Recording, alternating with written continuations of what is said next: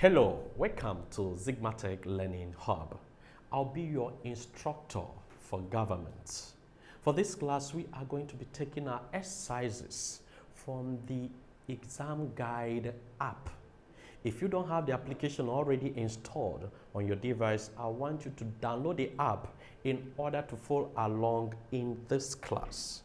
Examguide is a leading educational app that helps students prepare adequately for various exams like UTME, post-UTME, WEAC, GCE, KCPE, IJMB, JUPEB, Calbipedia, BESE, SSCE, NCEE, NECO, etc.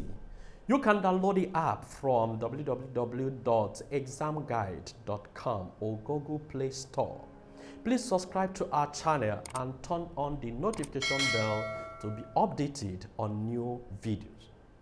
Ready for today's class? Okay, let's get started. In this class, we are going to learn meaning of government.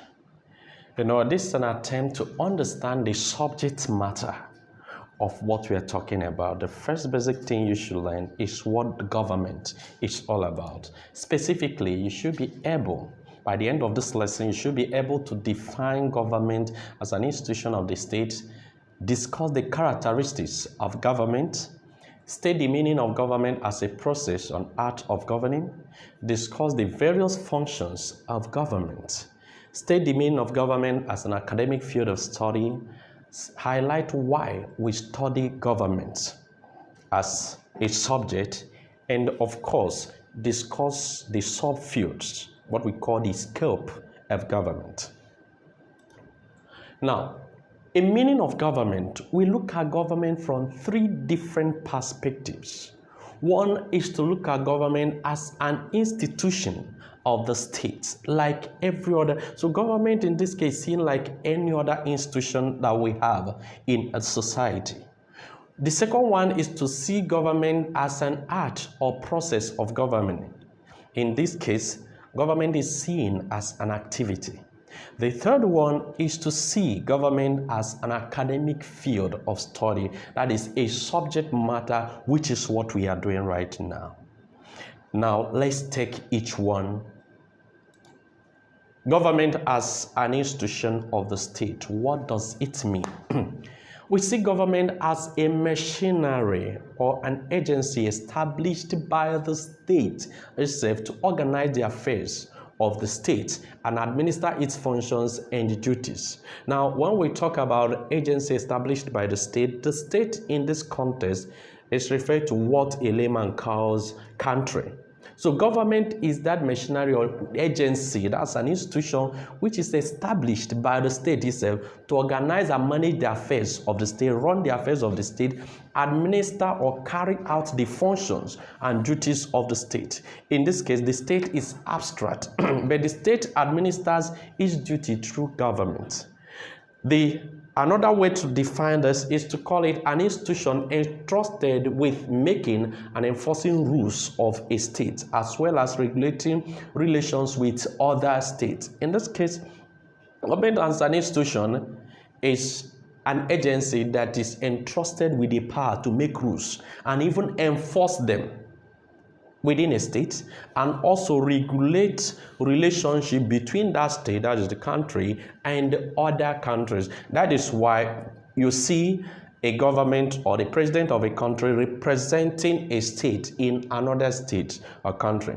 Now, government as an institution is also a group of persons or an agency set up by the state to make, enforce, and interpret laws. So in other words, in a short nutshell, what we are saying is that government as an institution of the state is that agency which is established by the state to carry out the will of the state, to enforce the will of the state, to express the will of the state, and see to the realization of the will of the state. Now, what are the character or the structure of this government as an institution? So this institution we call government, what are they? We have three arms that make up this institution. We have the executive arm of government responsible for executing, implementing laws and policies of government. We have the legislature, which is responsible for making these laws.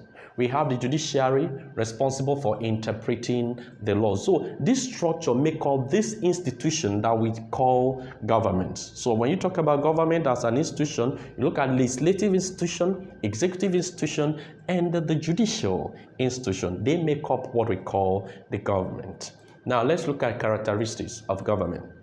Now there are features that define this institution that we call government, or this machinery of the state that we call government. Number one is that every government has what we call political power. And when we say political power, it's the ability to make and enforce decisions that must be obeyed by the public.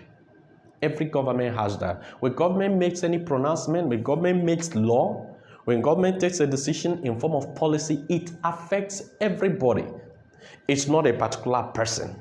So it's not a family business. Any decision taken by government affects the public. So that's what we mean by government has political power. Government also is subject to periodic change. No government, no administration lasts forever. Example, if you come to a country like Nigeria or some other countries, you see that every 4 years we change our government. So it does not stay forever. It is subject to change. So the government does not stay till eternity. It must change. Even if it's a dictatorship like military rule, at times they could be removed through military coup. Law is another characteristic that defines government. Now, what do we mean by law? We're talking about those rules and regulations that governs activities of the state. The government itself is established by law.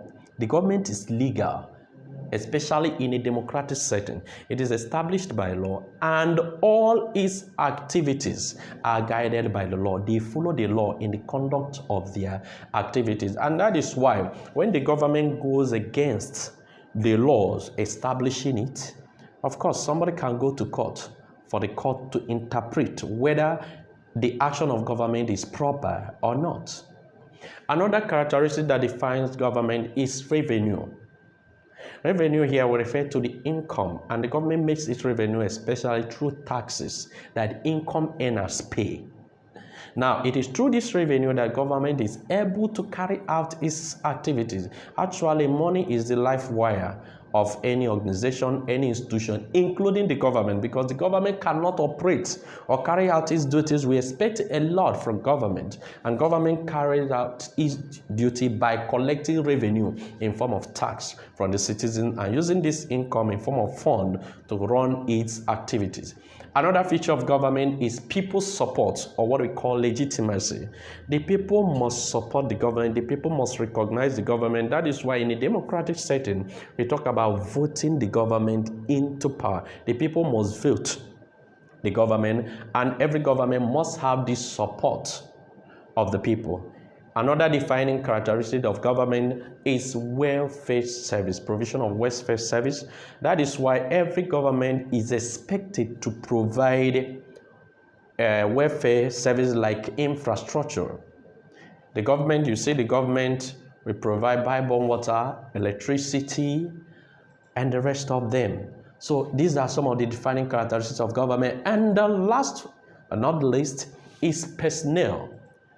Yes, this is an institution. Remember, we're still talking about government as an institution, that's an agency of the state. This institution is made up of a body of people. There are personnel, officers that are manning the government. Even the government carries out its activity through the civil service, the public service. These are personnel of government. You see staff of government. Even the officers or political officers are occupied by people. So there is human aspect of government as an institution. So these are the basic features of government as an institution of the state. Now, let's look at the other perspective of government, which is government as a process or an act of governing. In this case, we want to see government as an activity the process of governing, an activity of those that govern. So that is why we define government here as a process of formulation, implementation, interpretation of laws by a body of people with such authority. So it's an activity which is basically about the formulation of laws or making of laws, the implementation, carrying out and enforcement of these laws, and interpretations of these laws. Now, that is why in these institutions we call government, you see what we call the arms of government. And these arms of government are not just there.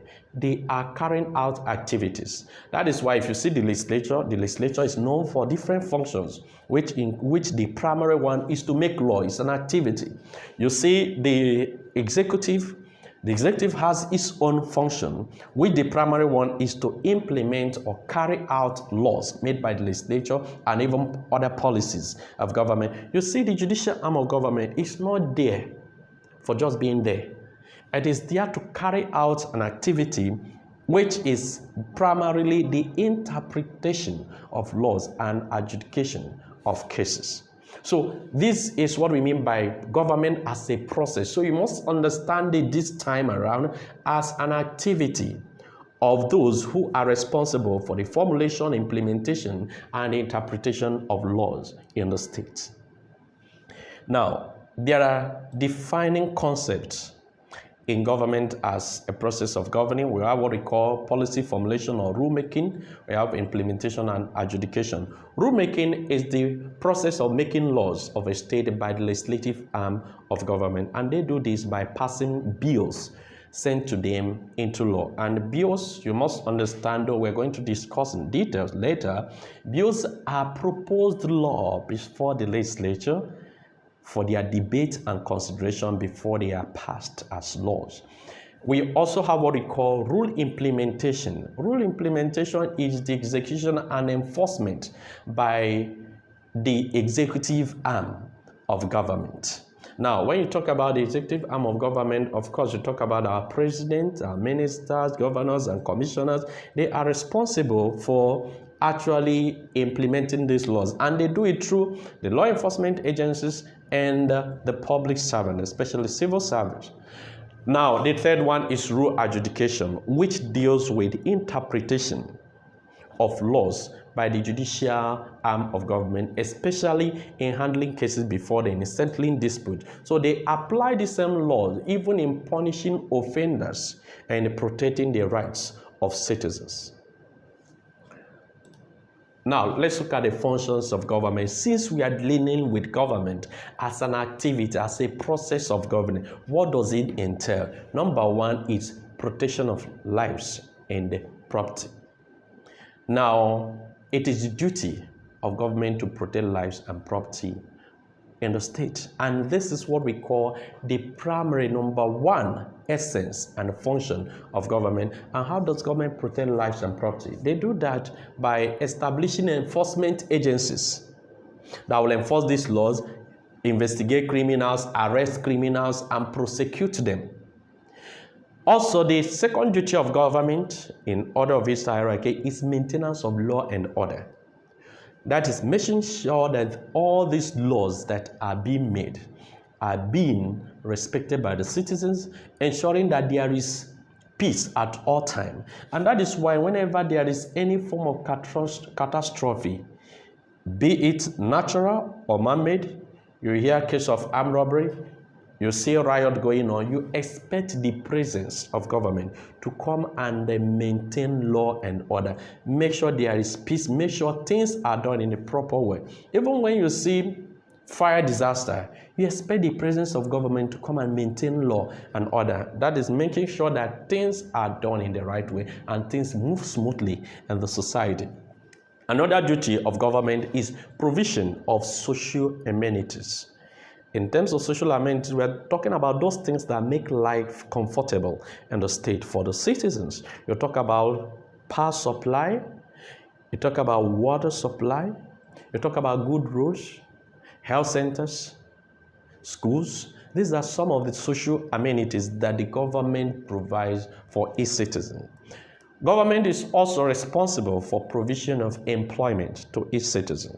The government does this through its agencies departments, people are working there as public servants, are being paid. Government can also provide employment by empowering people or self-employment or creating an enabling environment through its policy that can attract investments into the state. And by that, we have people employed in the state. Also, government is responsible for administration of justice. This is primarily done by the judicial arm of government. When somebody's right is infringed upon, where does he go? He goes to the judiciary for justice to be administered. Also, government is responsible for making laws. All laws in the state are made by the government, and government does it through its legislative arm of government, which its primary function is law making. And you know, laws are rules and regulations made to guide the activities of people and actions of people, behavior of people in the society, so that human rights will be protected. Another duty of government is implementation and enforcement of law. When laws are made, one thing is making law, the second is putting these laws into effect. And it is the the executive arm of government that is responsible for seeing that these laws are being effective, that's carried out. Government is also responsible for the defense of the state, that is protection of the state against external aggression or attack. And that is why every government in the society maintains the armed forces that are responsible for the defense of the state in case of external attack from another country or internal insurrection that is beyond the power of the conventional law enforcement agency, that is the police, to actually curb or handle. Also, another duty of government is protection of human rights. The government is responsible to ensure that human rights of its citizens are being protected. And that is why what the judicial arm of government is there for, to make sure that human rights are protected. Even the law enforcement agencies, they are there to enforce respect for fundamental human rights of the citizens or the people in the state. Still on the functions of government, remember we're talking about government as a process of governing. Government is responsible for making national economic plans. Plans that will address the economy of a state.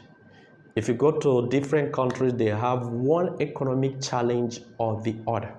It is the responsibility of government to come up with a policy or a plan that will address that economic challenge of the country.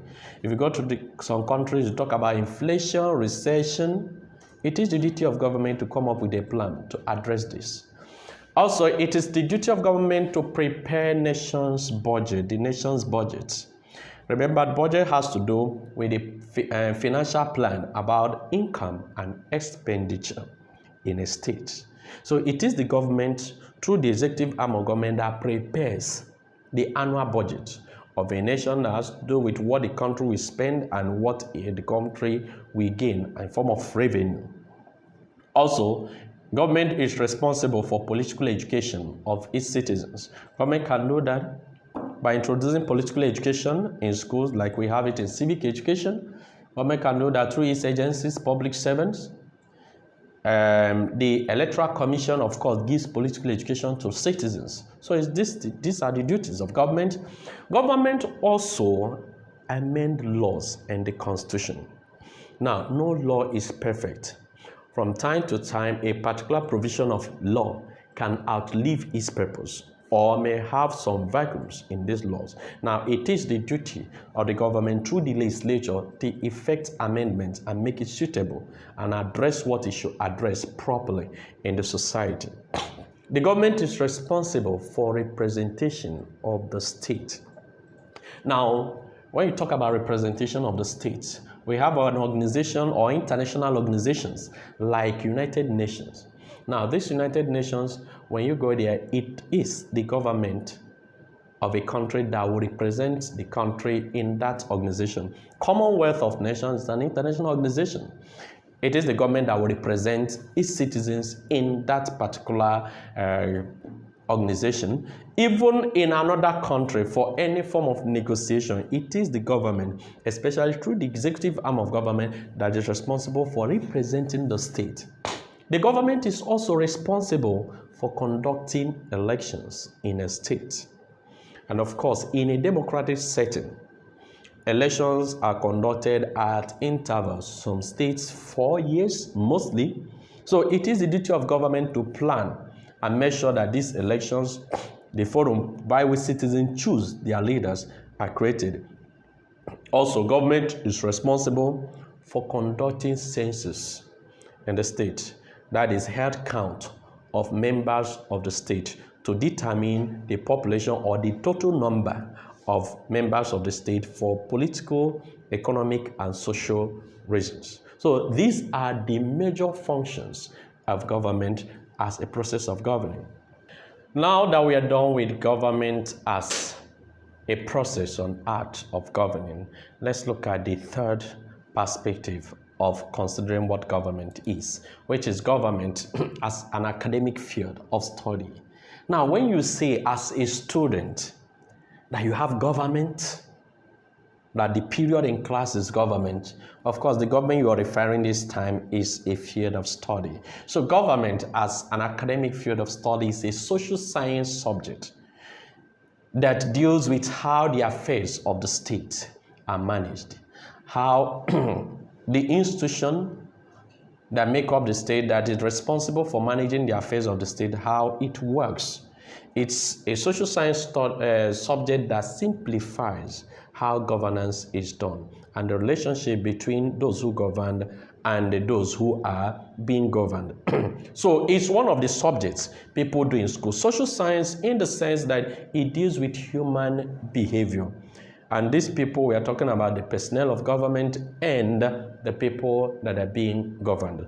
So government here is not about a school subject. Now let's look at why we study government. Now let's look at the importance of studying government. One, it gives the student or the learner knowledge of governmental system. It is by studying government that you understand what we call different systems of government. You can actually assess a country by the system of government being practiced. You should be able to understand how your government operates, how your system works, by understanding the governmental system, because we are going to expose you to different systems of government like unitary system, federal system, confederal system, presidential system, parliamentary or cabinet system of government. It is when you study government that you acquire this knowledge. It gives a spirit of patriotism. That is, it makes you to develop this love for your country and have passionate interest in the affairs of your state. Another one is that the study of government boosts political participation because it's a political education. It makes you to see reason why you should take active part in the affairs of your state. So people that study government don't see any hindrance or reason why they should not take part in the affairs of their state. It can give one a profession as a politician. When you study government, you become more professional in political career. If you decide to be a politician, you can be more professional as a politician. You play it better than those that didn't study government because you know the right thing. Also, it can boost career. Now, people study government, end up as political analysts. People study government, teach government. People study government, lecture political science in the university. So it can, even some people become lobbyists. So it can take one to a career, even as a public administrator. Another thing government can do for you is to give you knowledge of your rights. You know your rights and be able to defend them when they are being infringed upon. It gives you knowledge of duties and obligations because you also learn your duty and obligation as a citizen of a country when you study your government, and it will make you to effectively carry out your role as a duty. Another function the study of government does to us is it gives us political education.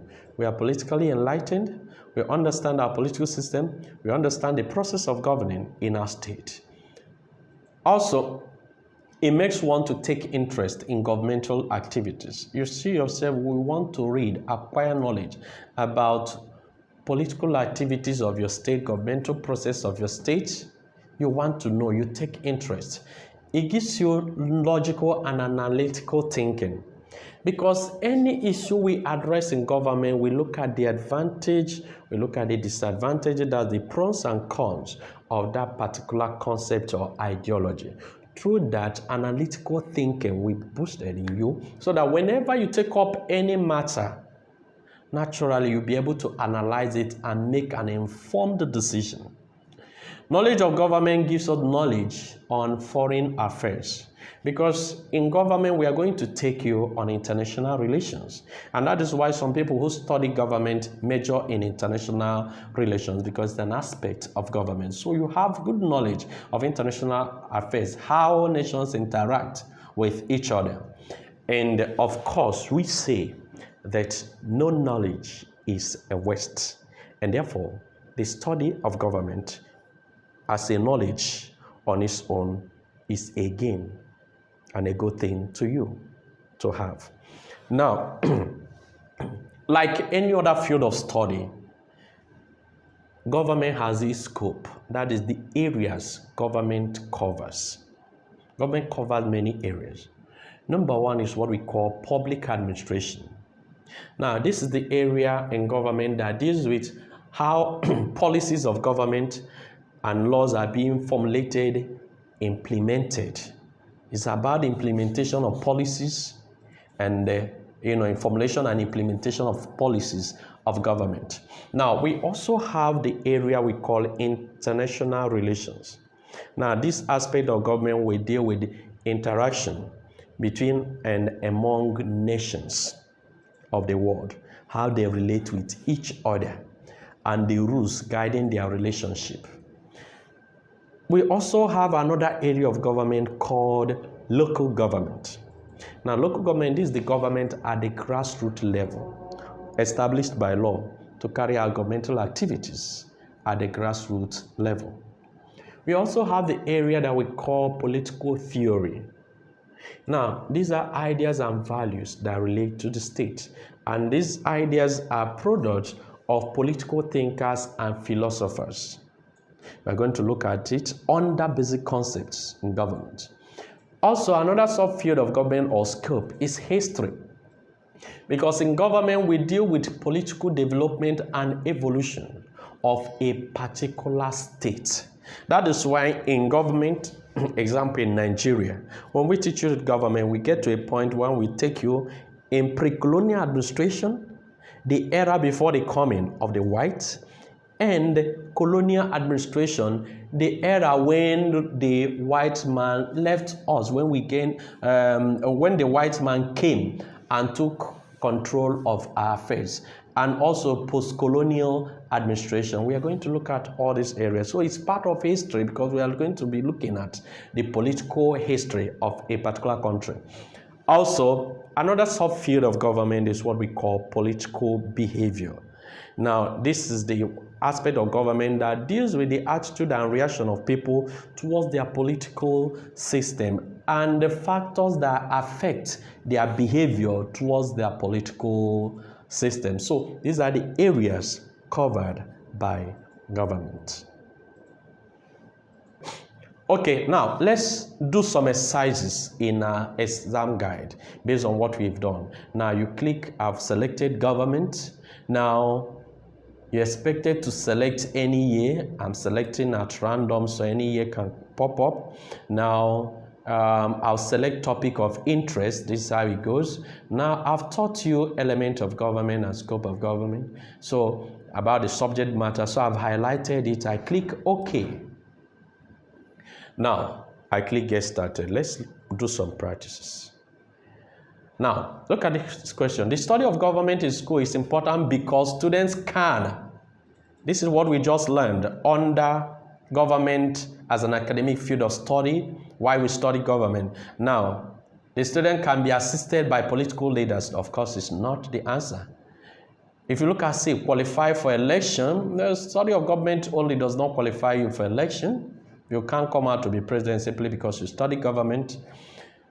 Be nominated for a trip abroad. Of course, after studying government, nobody gives you a certificate to go abroad.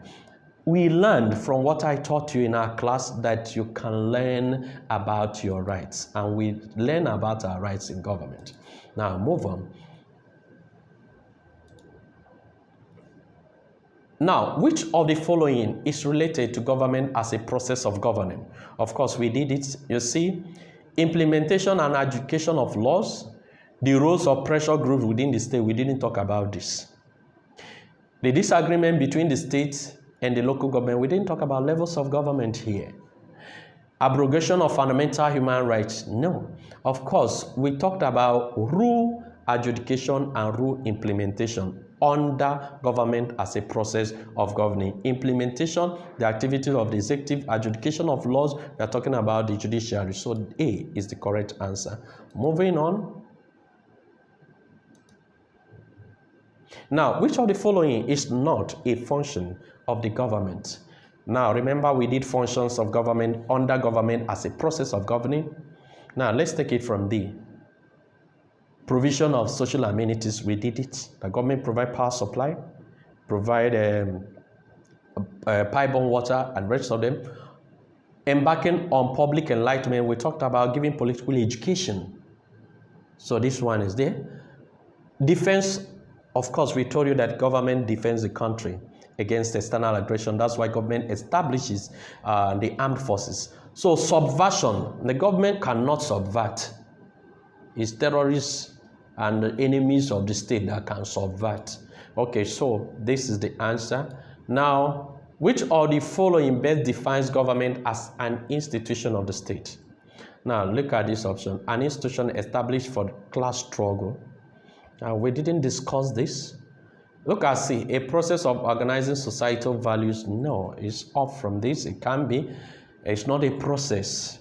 The art through which political parties are managed. No, now it's not about political parties here. But if you look at C, it's what I taught you. I even used the concept machinery established for the exercise of political power. Political power, of course, it's when you manage the affairs of the state that you can exercise what we call political power. So you can go on and do more exercises. Okay, look at this. The study of government is important because we are looking at why we study government again. It directs people's attention to development of non-state institutions. No. Enables citizens to understand the process of managing their affairs. Managing state affairs. Of course, you understand governmental process. That's why we told you that it enables you to actually understand the political system of your state. Thank you for participating in today's class. You can practice more questions using the Examguide app. The app scores and gives a detailed explanation of all questions at the end of your practice tests. You can learn a particular topic of interest with different modes like study mode, mark mode, and the practice mode. It also has other features that make learning fun. It is a must for all serious students. Download from www.examguide.com if you don't have it yet. See you in the next class. Don't forget to subscribe to our channel, hit the notification bell, and share the videos to people that benefit from it. Bye.